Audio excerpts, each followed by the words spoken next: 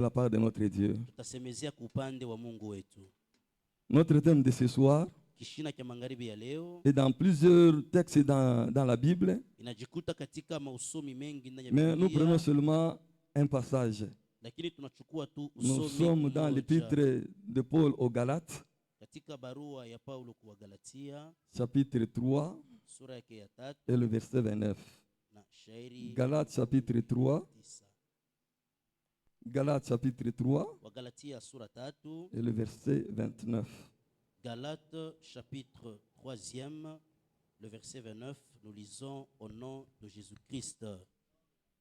Et si vous êtes à Christ, vous êtes donc la postérité d'Abraham, héritier selon la promesse. Amen.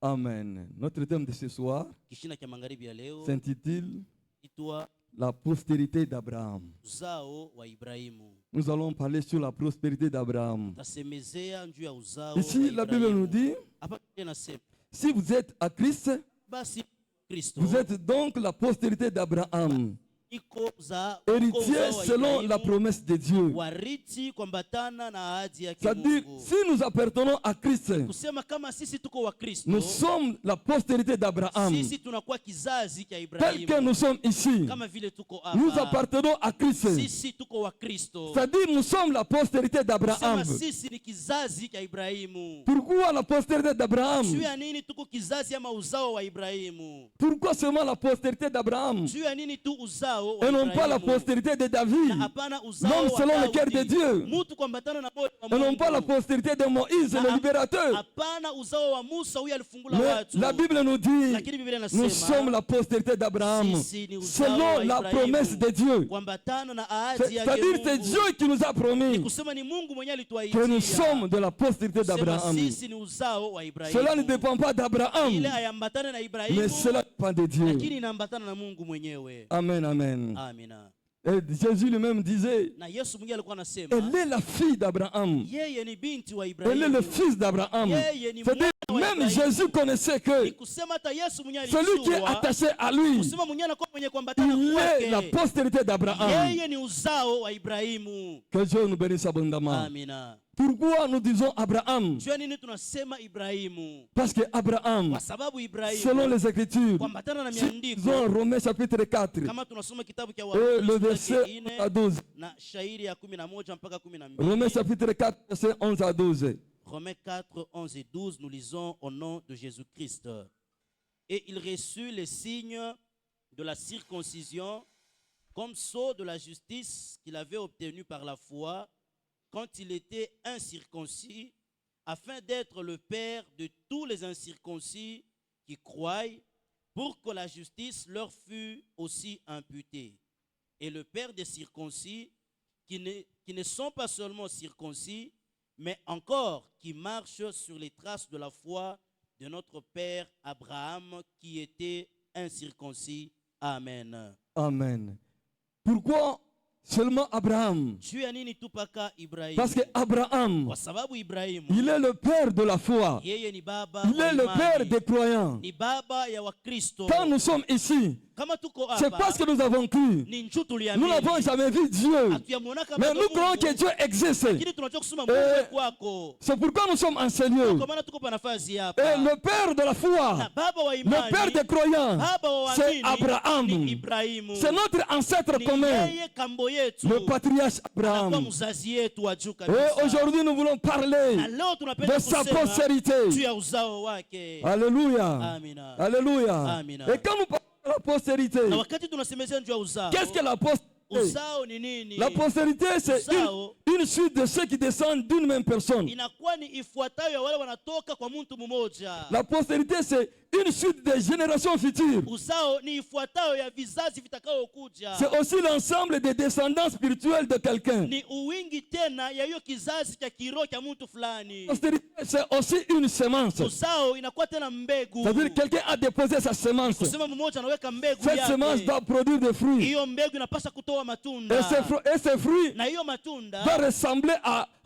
la semence. inapaswa kufananishwa na mbegu. Ce fruit doit porter des fruits. Hiyo mbegu inapaswa tena kuwa na Ce fruit doit matunda. porter doit reproduire en tout cas. hiyo matunda inapaswa tena kutoa C'est la ingine, semence. inakuwa ni mbegu, C'est la descendance. inakuwa ni uzao. Et nous sommes la descendance d'Abraham. Nasi tunakuwa ni uzao ama kizazi Si cha et seulement Ibrahimu. si Ni mpaka tu nous kama appartenons à Christ. sisi tunakuwa wa Kristo. Si nous appartenons à Christ, Kama tuko wa nous sommes la Kristo, descendance pale d'Abraham. tunakuwa uzao wa Ibrahimu. Que Dieu nous bénisse abondamment. Amina. C'est-à-dire la postérité d'Abraham, Kusema uzao wa Ibrahimu c'est l'ensemble de ceux qui descendent d'Abraham ni uwingi ya wale wote qui wanatoka kwa portent sa Ibrahimu, semence. wanakuwa na mbegu yake C'est-à-dire, ndani yao. nous descendons Ni d'Abraham. kusema tunatokea kwa Ibrahimu. Nous portons la semence Tunakuwa d'Abraham. na mbegu ya Ibrahimu Nous ndani portons le yetu. sang d'Abraham. Tunakuwa na damu ya Ibrahimu. Alléluia. Amina. Alléluia. Amina. Et qui est Abraham? Na Ibrahimu mwenyewe ni nani? Avant de continuer, qui est Abraham? Kabla ya kuendelea, Quand Ibrahimu nous ni nani? lisons Genèse chapitre 12, Wakati tunasoma nous Mwanzo connaissons tous 12, l'histoire. tunajua sote historia. Genèse chapitre 12, Mwanzo 12, Abraham vivait en paix Ibrahimu alikuwa anaishi kule avec sa Kaldea famille, na jamaa yake, mais il a reçu l'ordre. lakini alipokea L'ordre de Dieu. agizo yake Mungu. Quel était l'ordre de Dieu? Ni agizo kani Mungu Il a reçu l'ordre de Dieu anapokea agizo ya Mungu de quitter ya sa kutoka patrie, katika de nchi quitter yake, son pays atoke ndani ya et de nchi quitter la yake, maison de son père atoke ndani ya pour nyumba ya baba aller dans yake, le pays que Dieu va lui ende montrer. katika nchi yenye Mungu Et atamuonesha. Abraham a accepté. Na Ibrahimu Abraham a alikubali. obéi Ibrahimu alitii de quitter sa maison, kutoka nyumba de quitter yake, sa patrie, kutoka kizazi de yake, quitter son na pays kutoka nchi yake, pour aller dans le pays que Dieu va lui ili montrer. ende katika nchi yenye Mungu Nous savons atamuonesha. Abraham est parti, Tunajua Ibrahimu mais il n'est pas alienda, parti seul. lakini kuenda peke Il est yake. parti avec sa femme Sarai. Alienda na mke wake Sarai. Il est parti avec ses serviteurs. Alienda na Avec wafanyakazi son wake troupeau. na kondoo yake. Il a pris aussi son neveu Na Lot. alichukua tena mjomba yake Lot Loti. avait aussi ses troupeaux. Loti naye alikuwa na Et ses kondoo serviteurs. yake na watumishi wake. Tous ensemble Wote pamoja sont partis walitoka wanaenda vers le pays que Dieu katika nchi a ile. décidé Mungu alichukua que Abraham mpango habite. kusema Ibrahimu apate kuikala. Il était Abraham Alikuwa Abraham lorsqu'il quittait Chaldée. wakati alikuwa anatoka Il s'appelait Kaldea. Abraham. Aliitwa Abraham. Dieu a appelé Abraham. Mungu alimuita Mais Abraham. Abraham n'est pas parti seul. Lakini asikuenda Il est peke parti yake. avec ceux qui étaient à côté de lui. Alienda na wale walikuwa C'est pembeni pour yake. dire, Nijua kusema tu peux avoir l'appel de Dieu. unaweza kuwa na mwito yake Toi-même, Mungu. tu reçois l'appel de Wewe mwenyewe Dieu. unapokea Tu mwito ya reçois la Mungu. mission de Dieu. Unapokea kazi yake Mungu. Mais derrière toi, Lakini nyuma yako il y a beaucoup de personnes kunakuwa watu wengine qui vont wengi bénéficier wale de watafaidia cette grâce. na hiyo neema.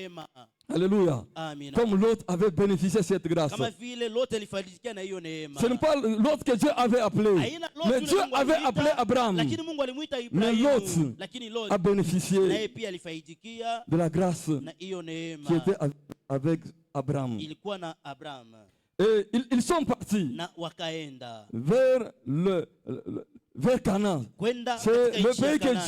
Dieu a décidé que Abraham habite. Ni nchi ile Mungu alichukua mpango kusema Ibrahimu apate kuikala C'était ndani yake. Canaan. Ilikuwa ni Kanaana. Mais une chose, Lakini kitu kimoja, Abraham était inquiet. Ibrahimu alikuwa na huzuni. Quelle était son inquiétude? Huzuni yake ilikuwa ni nini? Parce qu'il n'avait pas d'enfant. Kwa sababu asikukuwa na mtoto. Abraham n'avait pas d'enfant. Ibrahimu asikukuwa na Il avait mtoto. beaucoup de richesses. Alikuwa na Il avait utajiri beaucoup de mengi. biens. Alikuwa na vitu mengi. Mais il manquait une chose, Lakini alikosa kitu kimoja. le fils. Alikosa Quand mtoto. il regarde ses biens, Anaangalia vitu quand vyake. il regarde Wakati dans son anatazama cœur, ndani ya moyo il wake, murmurait, anakuwa na j'ai beaucoup de biens, Niko na vitu mais qui mengi. sera mon héritier? Sasa nani atakuwa mrithi wangu? Dieu m'a appelé. Mungu Dieu, aliniita. tu m'as tiré Mungu de ulinikokota la maison de mon père. katika nyumba ya Mais baba je suis yangu. maintenant ici, Sasa niko sans hapa enfant. bila mtoto. Il était inquiet. Alikuwa na huzuni. Un jour, Siku moja il disait à Dieu, alisema na nous Mungu sommes dans Genèse, katika kitabu cha Mwanzo Genèse 15. sura yake 15.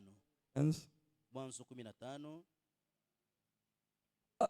À partir même du verset 2. kuanzia pale pa shairi yake ya pili.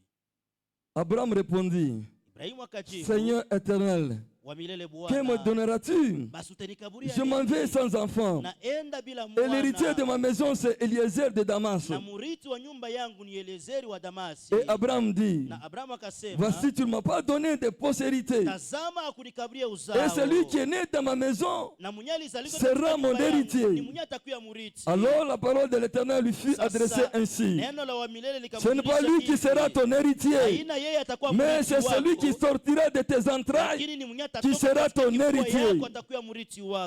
Amen. Amina. Alléluia. Amina. Abraham était inquiet. Ibrahimu alikuwa na Il huzunika. disait, Seigneur, Alisema Bwana, bientôt là je vais mourir. sasa hapa mimi Mais je n'ai pas d'héritier. sina na murithi. C'est Eliezer de Damas qui Eliezer va wa hériter mes Damasi biens. ndio atariti vitu vyangu. Mais Dieu lui dit, Lakini Mungu ce n'est akasema, pas Eliezer qui va hériter tes haina yeye biens. atariti vitu C'est le vyako. fils qui sortira de tes Ni entrailles. mwana mwenye atatoka katika kifua C'est yako. celui-là qui sera ton Ni héritier. kula takuya murithi wako. Et Abraham a entendu cela. Wakati Ibrahimu alisikia Il vile, prit courage. akajitia tena Il avança. nguvu na akaenda Il mbele. espérait que dans quelques semaines, dans quelques Alitumainia mois, kusema mu majuma kiloko sa miezi femme kidogo, Sarai mke wake mettra au Sarai monde. atazaa mtoto. Il a beaucoup attendu. Anachunga Il a sana. attendu. Anachunga. Il a attendu. Anachunga. Rien ne s'est manifesté. Hakuna kitu kilifanyika. Sarai n'a pas donné Sarai naissance à un enfant. asikuleta mtoto hata mmoja. Il murmurait. Alikuwa ananungunika. J'ose croire. Nafikiri Il parlait même avec sa femme Sarai. Akasema hata na mke wake Sarai, ma femme. Sarai mke wangu. Je t'aime beaucoup. Nakupenda Tu sana. es jolie. Uko mrembo. Mais je suis inquiet. Lakini niko Parce que je nahuzunika. manque d'héritier. Unakosa Regarde murithi. tous ces biens. Angalia C'est vitu vyote. Eliezer de Damas Ni qui va Eliezer wa hériter. Damasi ndio atariti hivi vitu. Abraham a oublié la promesse de Dieu. Akasahau Que hiyo Dieu lui ahadi ya avait Mungu. promis. Ya kuwa Mungu C'est le fils qui alimwaidia. sortira de ton ventre, de tes Kusema entrailles. ni mwana atatoka C'est katika le kifua fils qui sortira chako. de ta semence. Ni mwenye atatoka C'est katika celui-là qui mbeko sera ton yako. Ni héritier. mwenye atakuwa Il avait mrithi oublié la wako. promesse de Dieu. Alisahau hiyo Il ahadi était ya toujours Mungu. inquiet. Alikuwa ananungunika. C'est alors un jour, Sasa siku moja sa femme Sarai mke wake Sarai vient lui proposer, anakuwa tu sais kumuonesha, mon mari, unajua mume moi aussi je wangu, t'aime beaucoup. nami pia nakupenda sana. Je t'aime beaucoup. Nakupenda sana. Mais de tes inquiétudes, Lakini kwa ajili ya manunguniko je yako ne veux pas te perdre. sipende Tu kukupoteza. sais, j'ai une proposition. Unajua nakuwa na neno nzuri ya kukuonesha. Est-ce que tu peux prendre Tunaweza ma kuyachukua. servante pour femme Unaweza kuchukua afin kijakazi que wangu même wa à Agari, travers elle, ili tu kupitia kwa reçois même yeye un héritier. upate kuwa hata murithi. Je le mets dans le Seigneur. Upendo katika Abraham n'a Bwana. pas hésité. Ibrahimu Abraham était asikushama. content. Alikuwa na furaha ndani Il a mwake. dit, Anasema cette fois-ci tu as bien parlé. hiyo mara unasema Parce mzuri que kabisa. je crois que Juu nafikiri ya kuwa avec Agar, pamoja na Agar j'aurai vraiment un fils. nitapata mwana. Il a pris Agar. Akamchukua Agar. Quelques jours après, Mashiku kisha baadaye Agar tomba enceinte. Agar akakuwa Et na mimba il a mis au monde na akazaa un fils. mwana mmoja Il a appelé mwenye aliyeitwa Ismaël. Ismaeli. C'est le fils aîné d'Abraham. Ni mtoto wa kwanza wa Il Ibrahimu. était content. Ibrahimu alikuwa na furaha Abraham kabisa. était très content Alikuwa na furaha sana parce qu'il kwa sababu a vu l'héritier dans sa maison. akaona murithi Parce que ndani ya nyumba yake. Ismaël, Kwa sababu même Ismaeli s'il a conçu ça hors mariage, hata kama alimpata nje ya ndoa, c'était le fils de ses entrailles. lakini ilikuwa ni mwana wa C'était uzao sa wake. semence. Ilikuwa ni mbegu Quand il yake. voyait Ismaël, Wakati alimwona Ismaeli, Abraham était content. Ibrahimu alikuwa na Abraham furaha. était content. Alikuwa na Il furaha. se disait, Alisema, j'ai maintenant sasa un nakuwa héritier. na murithi. Alléluia. Amina. Bien-aimé dans le Seigneur, Wapendwa katika tu peux Bwana, recevoir la révélation de Dieu. unaweza kupokea ufunuo wa Faites très Mungu. attention. Kebange. Même si les choses deviennent difficiles, Hata kama mambo même si yanakuwa les choses nguvu, deviennent compliquées, hata kama mambo toi yanakuwa attache furugo, seulement à la révélation de Dieu. ujambatanishe tu kwa ufunuo Attache-toi ya seulement Mungu. à la promesse de Dieu. Ujambatanishe kwa Tôt ou ahadi ya tard, Mungu. Masiku baadaye cette révélation hiyo ufunuo va s'accomplir. itatimizika. Si tu ouvres les oreilles, Kama unafungula tu écoutes masikio, les conseils, unasikia humains, mashauri ya watu, tu vas te détruire toi-même. utaenda Tu pembeni vas ya détruire même ta mwenyewe. destinée. Utaharibu maisha Tu vas yako ya détruire même mbele. ton ministère. Utaharibu hata huduma wako. Il faut vraiment nous attacher. Inabidi à la tuambatane promesse de kabisa Dieu. ku ahadi yake Mungu. Alléluia. Amina. Quand Dieu parle, Wakati Mungu anasema, il réagit. anaonekana kiko Quand Dieu natimiza. parle, Wakati Mungu il anasema, accomplit. anatimiza. Il avait parlé à Abraham. Alisema na Ibrahimu. C'est le fils qui sortira de tes Asema entrailles. ni mwana atatoka Qui sera katika ton kifua héritier. yako, atakuwa mrithi wako. Abraham dans les patiences, Ibrahimu katika dans kutokuwa la na uvumilivu, précipitation, katika cha kuendelea mbio mbio il a kabisa, eu un enfant anapata hors mtoto mariage. nje ya Mais ndoa. Dieu savait, Mungu quand alijua Dieu parlait à Abraham, Juu Mungu alisema que na c'est le fils qui Ibrahimu, sortira de tes kusema entrailles, ni mwenye qui sera atatoka ton katika héritier. kifua yako, atakuwa Dieu savait mrithi que wako. Abraham est marié à Mungu une alijua femme. kusema Ibrahimu Dieu anakuwa savait que mrithi c'est sa wa femme mmoja. qui donnera naissance Alijua un fils kusema ni qui mke sera wake l'héritier. ataleta mwana atakayekuwa mrithi. Mais l'impatience Lakini kutokuwa na d'Abraham, uvumilivu wa Ibrahimu, il a fait ce qu'il a fait. anafanya ile alifanya. Mais comme Dieu l'avait promis, Sawa vile Mungu Dieu est venu alimwahidia, maintenant Mungu anakuja sasa accomplir sa parole. kutimiza neno lake. Nous sommes dans Genèse chapitre 17. Mwanzo 17. Genèse chapitre 17. Mwanzo 17. Lorsque Abraham fut âgé de 99 ans, Wakati Ibrahimu l'Éternel apparut à Abraham et lui dit, je suis le Dieu Tout-Puissant, marche devant ma face et sois intègre. J'établirai mon alliance entre moi et toi, et je te multiplierai à l'infini. Abraham tomba sur sa face et Dieu lui parla en disant, voici mon alliance que je fais avec toi. Tu deviendras père d'une multitude de nations. On ne t'appellera plus Abraham, mais ton nom sera Abraham, car je te rends père d'une multitude de nations. Je te rendrai fait l'infini. Je ferai de toi des nations et des rois sortiront de toi. Alléluia. L'histoire, la lecture est longue. Vous allez lire même à la maison. Dieu dit à Abraham, comme je t'avais promis, je vais maintenant accomplir ce que je t'avais promis. J'aimerais maintenant conclure une alliance avec toi. La première des choses, ton nom ne sera plus Abraham, mais ton nom sera Abraham. Parce que Abraham signifie père d'élévation. Mais Abraham signifie père d'une multitude. Je ferai de toi une grande nation. De toi sortiront des nations. Et si vous continuez la lecture, il change même le nom de Sarai. On lui donne le nom de Sarah, ce qui veut dire princesse. Et il lui dit encore, c'est ta femme Sarah, tu vas enfanter un fils qui sera héritier de cette maison. Comme il était avancé en âge, et lui et sa femme, ils étaient désespérés. Mais comme la parole de Dieu est sortie, elle ne retourne jamais sans accomplir l'ambition. Dans quelques jours, Sarah tomba enceinte et enfanta un fils. On lui donna le nom d'Isaac. Isaac. Abraham était très content. C'est-à-dire, dans sa maison, il avait deux fils. Tous deux. Ce sont la semence d'Abraham. Et Ismaël et Isaac. Ils sont sortis de la semence d'Abraham. Qui sera l'héritier? C'est ça le problème. Et Abraham, un jour, Sarah lui dit, il faut chasser Agar. Parce que Ismaël ne peut jamais hériter avec mon fils Isaac. Bien-aimés, mettez-vous à la place d'Abraham. Même s'il a eu cet enfant hors mariage, mais c'était son fils. C'était sa semence. Cette parole était désagréable. Il s'est irrité légèrement. Ma femme Sarai, comment tu peux dire ça? C'est mon fils aussi. Sarah dit, pas question. Il ne peut jamais hériter avec mon fils. Cet enfant sera chassé. Et sa mère aussi. Ils seront tous deux chassés de la maison. Parce que c'est mon fils Isaac qui sera héritier de la maison.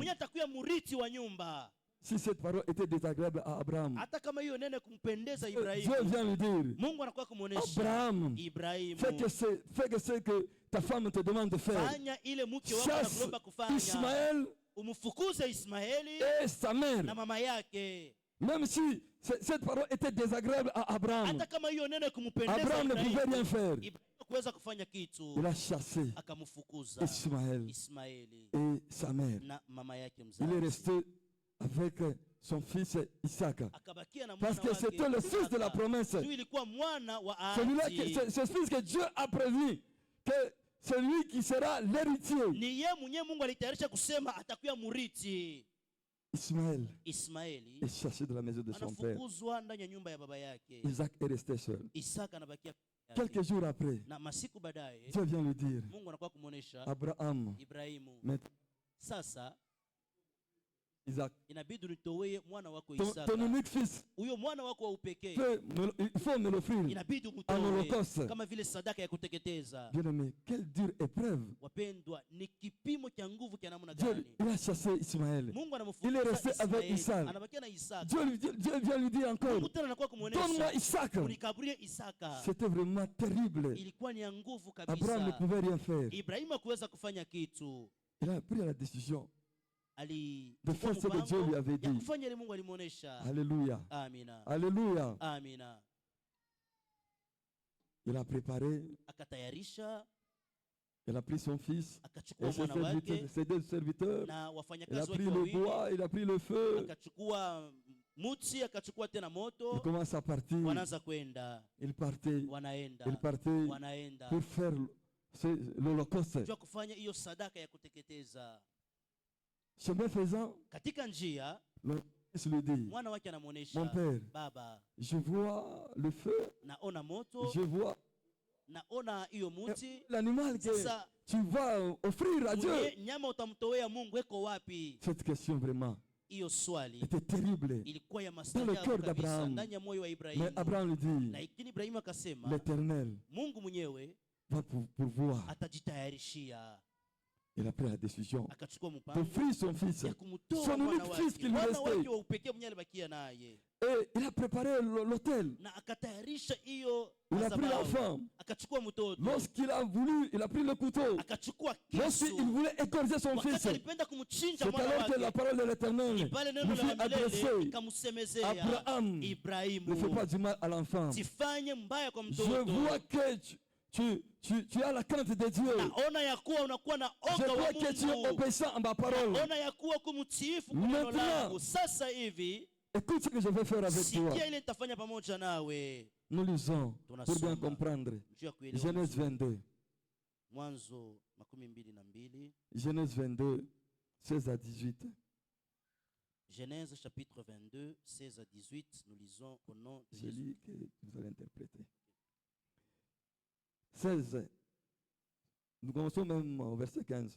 L'ange de l'Éternel appela une seconde fois Abraham des cieux et dit, je le jure par moi-même, parole de l'Éternel, parce que tu as fait cela et que tu n'as pas refusé ton fils, ton unique, je te bénis et je multiplierai ta postérité comme les étoiles du ciel et comme le sable qui est sur le bord de la mer. Et ta postérité possédera la porte de tes ennemis. Dieu dit à Abraham, comme tu as obéi à ma parole, maintenant écoute ce que je vais faire avec toi. Je vais te bénir, je vais te multiplier, et ta postérité sera comme les étoiles du ciel et comme le sable qui est au bord de la mer. Ici, bien-aimé, nous allons comprendre doucement. Quand nous voyons la première catégorie de la postérité d'Abraham, c'était les étoiles du ciel. Et la deuxième catégorie, c'était le sable au bord de la mer. Et c'est ce que Paul nous dit. Paul nous dit dans Galates chapitre 4. Pour bien comprendre. Galates chapitre 4. Paul vient nous éclaircir. Galates chapitre 4. 22 à 26. Galates chapitre 4, 22 à 26. Car il est écrit, un de la femme esclave et un de la femme libre. Mais celui naquit selon la chair et celui de la femme libre naquit en vertu de la promesse. Ces choses sont allégoriques, car les femmes sont deux alliances. L'une du mont Sinaï, enfantant pour la servitude, c'est Agar. Car Agar, c'est le mont Sinaï en Arabie. Et elle correspond à la Jérusalem actuelle qui est dans la servitude avec ses enfants. Mais la Jérusalem d'en haut est libre, c'est notre mère. Alléluia. Amen. Alléluia. Amen. C'est ce que nous dit Paul. Parce qu'il y a deux catégories de la postérité d'Abraham. Une catégorie porte l'image des étoiles du ciel. Et une catégorie porte l'image du sable au bord de la mer. C'est ce que Paul dit. Celle qui porte l'image du ciel, c'est la Jérusalem nouvelle. C'est le mont Sion. Parce que sa mère est libre. Sa mère est libre. Mais celle qui porte la semence, comme le sable au bord de la mer, c'est le mont Sinaï. C'est-à-dire, c'est une catégorie de gens qui sont même dans nos églises. On parle de catégories de gens qui sont dans nos églises. La catégorie, c'est celle qui est libre, libre au péché. Mais la deuxième catégorie, c'est celle qui est esclave du péché. Parce que sa mère est esclave. Alléluia. Amina. Alléluia. Amina. Tel que nous sommes ici, chaque dimanche nous sommes à l'église. Chaque semaine nous sommes à l'église. Mais quand je regarde postérité, je vois un homme. Il y a certaines personnes qui sont esclaves du péché. S'ils vont à l'église, ils sont esclaves du péché. Même s'ils sont de la postérité d'Abraham, mais ils sont esclaves du péché. Ils vont à l'église par habitude. Alléluia. Amina. Ils peuvent tout faire à l'église. Ils peuvent prêcher, ils peuvent tout faire, prophétiser, parler en langue. Mais quand je regarde dans le cœur est loin de Dieu. Ce sont des chrétiens charnels. Leur désir se porte toujours dans le monde. Ce qu'ils ont besoin, c'est seulement les choses du monde, mais pas les choses d'en haut. Mais une autre catégorie de gens, ce sont des chrétiens spirituels. Ils ont besoin du salut. Ils ont besoin de la vie éternelle. Alléluia. Amina. Alléluia. Amina. Tous deux dans nos églises. C'est comme Ismaël et Isaac. Ils étaient dans la maison de leur père. Mais Ismaël a été chassé. C'est de la même manière avec nous. Si nous sommes à l'église, par habitude, nous pouvons faire tout ce que nous pouvons faire. Mais un jour, si nos cœurs s'affectionnent toujours des choses du monde, un jour, Dieu nous dira, je ne vous ai jamais connu. Je ne vous ai jamais connu. Nous sommes à l'église. Nous sommes de quelle postérité? Nous sommes les étoiles du ciel ou bien le sable au bord de la mer? Ismaël a été chassé. De la même manière avec nous. Quand nous lisons Apocalypse chapitre 22, la Bible nous dit, dehors les chiens, dehors les idolâtres, dehors les impudiques, dehors tous ceux qui pratiquent le mensonge. Mais si nous sommes ici, comme la postérité d'Abraham, nous devons faire tout de ressembler à notre Père. Alléluia. Alléluia. Est-ce que là où tu es, tu es une étoile ou bien tu es le sable? Si tu es le sable, c'est-à-dire tu es Ismaël, tu seras chassé un jour. Mais si tu es une étoile, tu vas hériter le royaume de Dieu. Tu vas hériter le royaume de Dieu. C'est ça l'objectif. L'objectif des chrétiens, c'est hériter le royaume de Dieu. Si nous oublions cela, si nous nous affectionnons seulement des choses du monde, c'est bien de chercher les choses du monde, c'est bien de les avoir, mais la plus grande chose, c'est hériter le royaume de Dieu. C'est hériter le royaume de Dieu. Sinon, nous serons jetés dehors. Ismaël a été jeté dehors.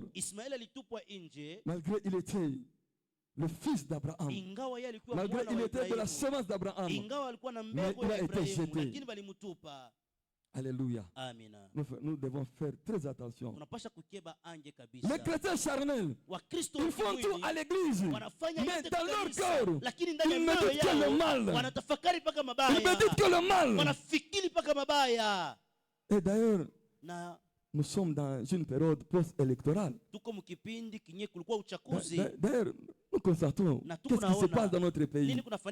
Qu'est-ce qui se passe dans notre pays? Il y a des soulèvements, il y a des tensions, il y a des tueries par là, il y a des combats par-ci par-là. C'est toujours ces mêmes personnes qui font toutes ces choses. C'est toujours ces mêmes personnes. Le dimanche, ils sont à l'église. À l'église, nous chantons, nous dansons, nous faisons tout. Mais dans nos cœurs, c'est la haine tribale. Pourquoi cette haine? Nous sommes chaque jour à l'église. Mais la haine. Si nous avons l'occasion, nous tuons. Si nous avons l'occasion, nous empoisonnons les autres. Mais nous disons que nous sommes des chrétiens. Nous sommes de la postérité d'Abraham. Quelle postérité d'Abraham? Sable au bord de la mer. Même parmi les hommes de Dieu. Bien-aimé, ce n'est pas mauvais de faire la politique. Ce n'est pas même interdit dans la Bible. Nulle part, je n'ai dit que c'est interdit de faire la politique. Tu es homme de Dieu, tu es un serviteur de Dieu. Si tu veux faire la politique, tu peux le faire. Mais tu peux le faire comment? Quel est le message que tu véhicules? Le message de paix ou bien le message de haine? La plupart, c'est le message de haine. C'est pourquoi notre pays en souffre. Notre pays en souffre beaucoup. Parce que les Ismaël sont remplis dans nos églises. Mais les Isaac, ils sont peu nombreux. Ils sont peu nombreux. Isaac, c'est le fils de la prophète. Mais Ismaël, c'est le fils de l'esclave. Il est sous la loi. Quand tu es sous la loi, c'est-à-dire tu es sous la condamnation. Quand tu es sous la loi, le péché se présente. Oh, unanguka moto. Tu tombes. S'il y a le péché qui se présente, tu tombes. Si c'est l'impudicité, quelqu'un qui est impudicité, et il fait tout. C'est pour qui nous chantons, bien-aimés? Nous chantons pour qui? Si c'est pour Jésus, si c'est pour notre Dieu, nous devons abandonner toutes ces choses. Nous devons abandonner toutes ces choses. À l'église, c'est comme d'habitude. Je sais que j'ai la sorcellerie. Chaque jour, je suis à l'église, on prêche. Quand je dois aller encore en sorcellerie. Nous sommes quel type de chrétiens? Des chrétiens charnels. Un jour, lorsque la trompette va sonner, je ne sais pas si nous allons monter ou bien nous allons rester. Ismaël, lorsqu'il était dans la maison de son père, il savait que je suis l'héritier. Mais Dieu, Abraham, on l'a chassé. Son père, Isaac est resté. Ismaël, ce sont des personnes. Ils n'aiment pas voir les autres émerger. Quand Dieu bénit une autre personne, il n'est pas content. Il n'est pas content. Il y a que la haine, surtout, j'insiste beaucoup, la haine nous caractérise vraiment. Dans nos églises, la haine nous caractérise. Quand nous faisons du mal aux autres, c'est parce qu'en nous, il y a la haine. Il y a la semence du diable. Nous allons rater le ciel. C'est pareil à livrer le blé. On séparera le blé de l'ivraie. Est-ce que là où nous sommes, nous sommes bien nous sommes le sable? Tuko nyota au mchanga? Quelle est notre mère? Ni mama gani Quelle tunakuwa est ma naye? mère? Mama yangu Est-ce que ni ma nani? mère c'est Agar ou bien c'est Sarah? Mama yangu ni Agar Si ma au mère ni Sara? est Agar, Kama mama yangu ni Agar, je serai chassé. mitafukuzwa. Si ma mère est Sarah, Kama mama yangu ni Sara, j'entrerai. pale mitaingia. Je souperai avec Na mitakula avec pamoja l'agneau. naye. Na muona kondoo. Alléluia. Amina. Chacun de nous va examiner sa vie. Kila mmoja Nous n'avons atachunguza pas maisha assez de yake. temps Hatuna na pour muda. décortiquer tout ce que nous avons prévu. Kusema yote tuliweza Et kutayarisha. j'insiste sur une chose. Nakazisha juu ya kitu En kimoja. tant qu'enfant de Dieu, Kama vile watoto wa Mungu, nous devons bannir tunapasha la kuvunja haine. hiyo chuki. Nous devons bannir la haine. Tunapasha kuvunja chuki. Quand nous voulons kati yetu. parler, Wakati tunapenda quand nous kusema, voulons véhiculer un message, que ce message hiyo ujumbe soit un message iwe de ujumbe paix, ya amani, soit un message iwe ujumbe comptable, ya kutia soit un nguvu, message iwe ujumbe de bonheur, ya raha, pas un message de hapana division, ujumbe ya kukatana, pas un message de division. hapana ujumbe ya matengano. J'insiste beaucoup parce que nous sommes dans une période électorale. Il y a des choses qui se passent dans notre pays. Nous sommes tous des Congolais. Nous sommes tous des Congolais. Nous avons un patrimoine commun. C'est la RDC. Mais pourquoi des divisions parmi nous? Pourquoi des divisions parmi nous? Nous sommes à l'église. Mais l'esprit de division nous caractérise. Je n'ai jamais entendu. Siyasikiaka kamwe Il est congolais d'origine. eko mkongomani lakini anatokea kukatanga. Lui, c'est congolais d'origine kassaïenne. Yeye ni mkongomani lakini wa kukasai. Ceux qui ont des passeports. Je ne sais pas si sur votre passeport c'est écrit le passeport du Katanga. Wale wako na passport, sio kama nasema banandika hapo passport ya Le Katanga. passeport est identique. Inakuwa ni mmoja tu hiyo Le passeport de la RDC. passport ya RDC. Et quand on parle de la Na diaspora, wakati wanasema wale wanakuwa nje on ya dit nchi, la diaspora congolaise. wale wanakuwa On nje ya dit nchi lakini jamais la wakongomani. diaspora congolaise d'origine kivusienne. Atuseme diaspora Jamais, congolaise jamais, jamais. Kivu, hapana. Mais pourquoi toutes ces divisions? Sasa juu ya nini hiyo matengano Pourquoi toutes yote ces choses? katikati yetu? Juu ya nini bibi Et vyote? réellement nous sommes des chrétiens. Eti sisi ni Si Wakristo. réellement nous sommes des Kama chrétiens, kwa ukweli tuko Wakristo, nous devons vivre ensemble. tunapaswa kuishi Et prier pour pamoja. notre pays. Kuombea tena Prier nchi pour nos yetu. autorités. Kuombea wakubwa. Quelque chose ce qui se passe, Ingawa ile kuna nous devons seulement prier pour nos sisi kazi autorités. yetu ni kuombea Nous wakubwa. devons élever nos mains tous Tunapaswa devant kuinua notre mikono Dieu. yetu takatifu Et mbele ya Dieu qui est Mungu. aux cieux, Na Mungu mwenyewe il va anakuwa mbinguni exaucer notre prière. atajibu Il va maombi donner la yetu. paix à notre pays. Atatamani kuinchi Mais si nous yetu. véhiculons toujours Lakini kama tunapeleka kila les messages mara de division, ule ujumbe ya les messages de matengano, haine, ujumbe ya chuki, et cela nous divise. ile natutenganisha. Et cela c'est au profit de qui? Na ile ni kufaida ya nani? Nous nous détruisons nous-mêmes. Tunajaribu Nous sisi détruisons wenyewe, notre pays. tunaharibu nchi Venez yetu. dans le Seigneur. Wapendwa katika Si nous sommes de Bwana, la postérité kama d'Abraham, tuko katika nous kizazi cha devons nous Ibrahimu, unir à Christ. tunapaswa kuchunganisha kwa Jésus-Christ a Kristo. dit, Yesu Kristo alisema, faites de toutes les nations mes disciples. fanyeni mataifa yote kuwa Si nous sommes les wanafunzi disciples wangu. de Christ, Kama sisi ni wanafunzi wa Yesu, nous devons manifester l'amour. tunapaswa kuonesha mapendo. Les fruits du Matunda Saint-Esprit ya Roho doivent nous Mtakatifu caractériser. yanapaswa kuonekana L'amour, katikati yetu. Mapendo, la paix, hiyo la amani, joie, furaha, la tempérance. hiyo uvumilivu. Ce sont les véritables chrétiens, Ni hawa les Wakristo wa fils kweli, d'Abraham, hawa qui wanakuwa wana wa sont Ibrahimu, les étoiles du ciel. wanakuwa nyota Est-ce ya que là où mbingu. tu es, là où nous sommes, Eti kule tuiko est-ce que kule nous sommes des wiko, étoiles ou bien nous sommes des eti sables? sisi ni Si manyota nous sommes des au sables, mchanga. Kama tuko mchanga, nous sommes comme des livrés. tuko kama vile magugu, Nous sommes comme des boucs. tuko kama vile Parce que Jésus a dit, il séparera atatenganisha les brebis et les boucs. kondoo na mbuzi. Les brebis Kondoo et les boucs na mbuzi sont tous dans la bergerie. wote wanajikuta katika Un kizizi, jour, lakini siku on mettra moja les boucs à gauche wataweka mbuzi et les pembeni brebis à na droite. kondoo tena pembeni yake.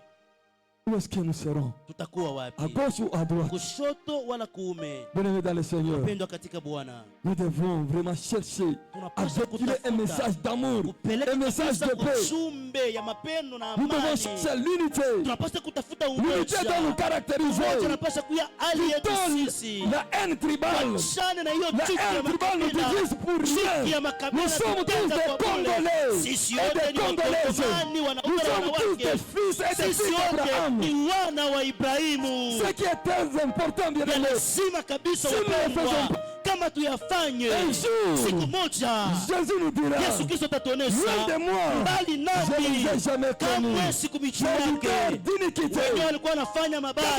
je prêche ici, Hata kama je nahubiri dois hapa, faire tout de mon napaswa mieux, kufanya yote kabisa m'affectionner kuambatanisha aux choses du ciel. kubitu vya mbingu.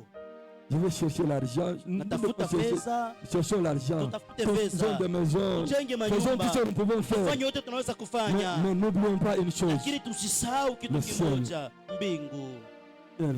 Mbingu, Le ciel. mbingu. Shaona mtu anaenda na nyumba yake. Je n'ai jamais vu quelqu'un Shaona qui est parti avec mtu sa anaenda na maison, fedha yake. quelqu'un qui part avec son argent. Hivi vitu vyote Toutes ces choses vitabakia hapa vont dunia. rester sur la terre, Vitabakia hapa vont dunia. rester Mais sur la pale mimi terre. nitenda. Mais pendant que j'irai, Nitenda wapi? où irai-je? Alléluia. Amen. Lisons le dernier texte. Tusome show Apocalypse chapitre 3. Ufunuo sura ya 3. Apocalypse chapitre 3. Ufunuo sura ya 3.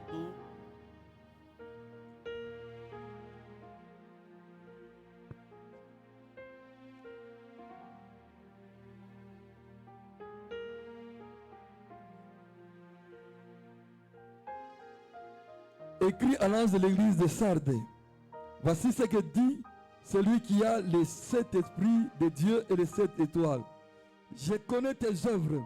Je sais que tu passes pour être vivant et tu es mort. Sois vigilant et affermis le reste qui est près de mourir. Nous croyons que nous sommes vivants. Tunafikiri Mais kuwa quand sisi Dieu nous regarde, lakini wakati à Mungu travers notre anatuangalia comportement, kupitia mwenendo nous sommes wetu, morts devant la face de tuko Dieu. wenye kufa mbele ya uso Est-ce wa que là où Mungu. nous sommes, Pale tuiko nous sommes vivants ou bien nous tuko sommes morts? wazima au tuko wenye Nous sommes kufa? morts Tuko wenye à travers kufa nos caractères, kupitia mwenendo à travers wetu, la semence que nous kupitia portons, mbegu la tunakuwa semence nayo, de haine, mbegu ya chuki, la semence d'une monicité. mbegu ya hiyo mabaya kabisa. Bien-aimés dans le Seigneur, Upendo katika faisons Bwana, très attention. tukebe angi. Le temps est dit, même donc Michel avait parlé. Wakati nakuwa ya Le temps nguvu est dit, nous sana, ne savons pas ni l'heure ni le jour. hatujue wakati wala Dès que la saa. sonnette trompera, Wakati tarumbete soyons italia, prêts. tuwe Soyons tayari, prêts. tuwe tayari. Soyons prêts. Tuwe Même si tayari. nous arrivons à l'église, Hata kama même si nous tunafika faisons kanisa, toutes choses à l'église, Hapo tunafanya yote kwa faisons kanisa, tout tuifanye pour nous yote appartenir à Christ. ili tupate Parce que kuwa la wa postérité Kristo. d'Abraham, Juu uzao wa Ibrahimu c'est celui qui porte la semence ni d'Abraham. mwenye anakuwa C'est na celui mbegu ya qui marche dans les Ibrahimu, pas ni d'Abraham. mwenye anatembea katika Abraham mialo ya craignait Ibrahimu. Dieu. Ibrahimu Abraham alimwogopa craignait Mungu. Dieu. Alimwogopa Abraham Mungu. obéissait à Dieu. Alikuwa anamtii C'est-à-dire Mungu nous devons Ibrahimu. obéir à Ni Dieu. kusema tunapaswa Nous kumtii devons craindre Mungu. Dieu. Tunapaswa Si nous kumwogopa faisons Mungu. cela, Kama tunafanya hiyo, lorsque la trompette va sonner, wakati tarumbete italia, tutaburudika kule kumbingu, nous serons là au tutaruka ciel na furaha. et nous serons Mais dans kama la vile joie. kama mimi nabakia hapa Mais dunia, si je reste sur la hakuna terre, kitu kibaya. La il n'y Bible a pas nous une dit, mauvaise chose. heureux dès à présent Biblia les inasema, morts qui meurent en Jésus-Christ. heri sasa hivi wafu wanakufa En ndani ya d'autres Kristo. termes, Mnamna ingine, bali wanakufa ndani ya Yesu Kristo, ceux-là qui meurent en Christ, watafurahi. ils seront dans la Mais joie. malheur Lakini à ceux qui ole meurent kwa wale en dehors de wanakufa Jésus-Christ. nje ya Kristo. Que Dieu nous bénisse abondamment. Mungu Où atubariki est-ce que kwa nous sommes? utele. Tuko À la wapi? fin de toutes choses, à Kumwisho ya la yote. des temps, Mwisho où wa est-ce que nous wakati, irons? sisi tutaenda wapi? Chacun connaît Kila mmoja l'état de son cœur. anajua hali ya moyo wake. Nous voulons prier parce que le Tunapenda temps presse. kuomba. Juu Nous wakati voulons naenda. prier. Tunapenda kuomba. Nous voulons prier. Tunapenda kuomba. Est-ce que tu es l'étoile ou bien tu es le sable? Unakuwa Si nyota tu es au le sable, mchanga. il est grand temps de changer ta vie. Kama uko Il mchanga, est grand wakati temps. sio ya kubadilisha maisha Il est yako. grand temps. Wakati Dieu yote. nous aime. Mungu anatupenda. Dieu t'aime. Mungu Malgré anakupenda. notre comportement, Ingawa mwenendo Dieu wetu, nous aime. Mungu anatupenda. Nous voulons demander pardon. Tunapenda kuomba Nous voulons usamaha. demander pardon. Tunapenda kuomba Ceux qui sont usamaha. les sables, Wale quand wanakuwa on presse la mchanga, repentance, wakati ils wanahubiri sont kutubu, mécontents. Ils sont contents. wana na furaha ndani mwabo. Bien-aimés, demandons Wapendwa, pardon à notre tuombe Dieu. huruma kwa Mungu Chacun wetu. connaît ce qu'il fait. Kila mmoja na wewe Il connaît le unafanya. message qu'il Kila mmoja véhicule anachukua chaque fois. ujumbe kuna Si peleka c'était un kila message de mara. division, Kama ni ujumbe wa demandons pardon matengano, à notre omba Dieu. huruma kwa Mungu. Là où nous sommes, Kule bien-aimés, tuko wapendwa, nous voulons prier. tunapenda kuomba. Demandons pardon à Dieu. Tuombe huruma Parce kwa que le temps Mungu. est mauvais. Juu Nous ne wakati savons pas ni mbaya. les jours ni l'heure. Hatujue siku wala Entrons en saa. prière. Tuingie katika Demandons maombi. pardon à Tuombe notre huruma Dieu. kwa Mungu Et nous wetu. pardonne. Mungu Afin que atuhurumie. lorsqu'il viendra sur la Ili terre, wakati atakuja que kwa nous ne puissions dunia, pas rater. tusikose. Prions et demandons pardon à Tuombe notre na Dieu. tuombe usamaha kwa Prions, Mungu prions, wetu. prions au nom de Jésus. Omba mjina la Yesu. Emma, lo soko itabala s'il te plaît. Est-ce que pale wiko? Là où tu es, Yakari uko. mtoto wa Mungu vya kweli. Yule anakuya nyota ubia uko mchanga. Kama uko mchanga dadangu ndugu yangu, utapotea siku ya mwisho. Tu vas te perdre le dernier jour. Demandons pardon. Tuombe huruma. Demandons pardon bien-aimés. Tuombe huruma wapendwa. Demandons pardon. Tuombe huruma. Demandons pardon. Tuombe huruma. Il est grand temps bien-aimé. Dans ce message, le Seigneur nous a mis à cœur. Il nous connaît très bien. Parmi nous, il y a des étoiles. Il y a aussi des sables. Si tu es sable, il est grand temps de changer le camp. Il est grand temps de changer le camp. Dieu t'aime. Il t'appelle. Si tu n'as pas encore donné ta vie à Christ, il est grand temps bien-aimé. Donne ta vie à Christ. Il est grand temps. Abandonne ce que tu fais. Abandonne ce que tu fais. Parce qu'un jour, il y a des graissements dedans. Kutakuya kulia na kusaga meno. Prie bien-aimé. Omba mpendwa. Prions, prions, prions. Tuombe. Demandons pardon à notre Dieu. Tuombeni huruma kwa Mungu wetu. Demandons pardon à notre Dieu. Tuombe huruma kwa Mungu wetu. Si nous venons à l'église par habitude, kama tunakuwa kukanisa kwa zoezi, nous venons à l'église, tunakuwa et puis quand nous rentrons, na nous commettons l'impudicité, tunafanya usharati, nous commettons le vol, nous faisons toutes choses de mal. Bien-aimé, Dieu nous voit, Dieu nous connaît, même si nous le faisons en cachette, Dieu nous voit, les yeux de Dieu sont partout. Demandons pardon à notre Dieu et changeons de camp. Prenons une bonne décision pour toutes. D'appartenir uniquement à Christ. Que nous sommes des semences qui porteront de bons fruits. Que Dieu nous agrée ce soir. Demande pardon. Demande pardon. Demande pardon, mon frère, ma soeur. Tu es fils, tu es fils d'Abraham.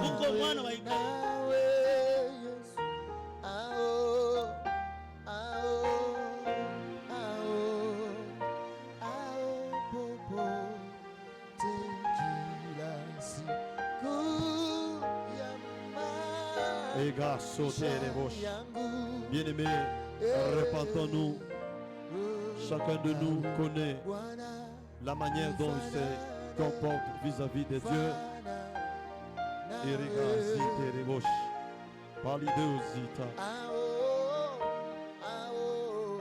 Au nom de Jésus. Indela soke mandele zita. Eraba zita manda.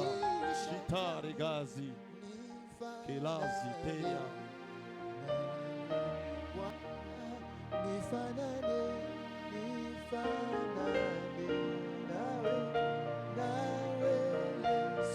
Au nom de Jésus. Oh Jésus. Eke kama shite. Siku ya maisha yangu nifanane nawe.